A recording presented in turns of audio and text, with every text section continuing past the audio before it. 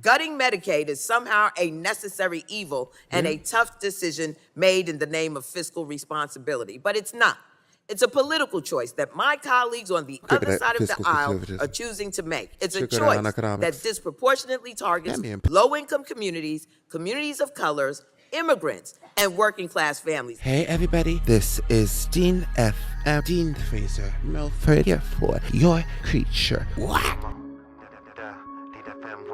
And today, I wanted to do another reaction video introducing yet again another exemplary, iconic figure of Black excellence, Black woman, and honoring the legacy of Black women. Introducing YVETTE CLARKE, the Democratic Congresswoman from Brooklyn, New York, who has served in Congress since 2007. Before Congress, she served on the New York City Council from 2002 to 2006, supported laws like the John Lewis Voting Rights Advancement Act to strengthen voting protections and the DREAM Act to protect undocumented immigrants brought to the United States as children. Also, come on now, supported LGBTQIA+ equality by backing the Equality Act, worked to expand economic opportunities to underserved communities, and has been active in the Congressional Black Caucus and the Congressional Progressive Caucus. Also advocates for policies that support Black Americans and other historically marginalized communities. So let's get right into this. The faces of Medicaid. Mr. Chairman, I'd like to begin by sharing my story of my constituent, David. This is David, one of the many faces of Medicaid. David is a 55-year-old Brooklyn resident who's been living with congestive heart failure since 2016. Once a full-time worker, his diagnosis sadly forced him to stop working and rely solely on Medicaid for his health care. His condition was so severe that during his first visit to the hospital, he remained admitted for nearly a full year. Medicaid covers all aspects of his medical needs, including the daily medications he has to take, regular cardiac monitoring, and hospital-based care. That extended hospitalization was entirely covered by Medicaid, and it saved his life. He was able to receive this life-saving cure at SUNY Downstate, and some of our constituents are here from SUNY Downstate in our audience today, a vital hospital in my district that also heavily relies on Medicaid dollars to provide high-quality care to their patients, just like most healthcare institutions across this nation, from rural to urban areas. The medical team there provided him with consistent and high-quality care in a community-based setting.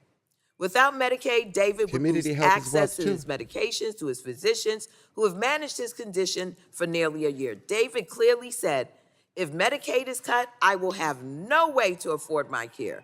No medication, no follow-up, no hospital. Without Medicaid, I die prematurely. David's story is a powerful example of how essential Medicaid is. It's not just policy, but it's a lifeline for Americans in my district and across the nation. So let's be crystal clear about what's happening here. We're being asked to sit in this room today and pretend that gutting Medicaid is somehow a necessary evil and a tough decision made in the name of fiscal responsibility. But it's not. It's a political choice that my colleagues on the other side of the aisle are choosing to make. It's a choice that disproportionately targets low-income communities, communities of colors, immigrants, and working-class families. It's a choice that will impact hospital systems, especially in New York, that are still trying to recover from the devastating impacts of COVID-19. It's a choice that will strip away life-saving health care for 17.3 million Americans, nearly 7 million or 1 in 3 New Yorkers who rely on this program. Make no mistake, this Medicaid cut would hit Republicans and Republican-red states the hardest. For months, House Republicans have lied about their plans to cut nearly $1 trillion from Medicaid. And now the nonpartisan Congressional Budget Office has confirmed that their plan will kick millions of people off their health care. The only winner in the Republican budget scheme are billionaire donors. And once again, cruelty is the point. With that, I yield back. Cruelty, intimidation. Cruelty is the point. They just want to hurt people to think about Medicaid and to think about government service and government helping the people and tax dollars going into helping more marginalized and more disenfranchised communities. I think that those people are in the position that they are because of these systemic issues. Put into a position politically, inherently unequal. But it's all right, and that needs to be made clear. So that's the bigger part. Look at the history. Hope you have a nice day. I'll talk to you later. Bye-bye.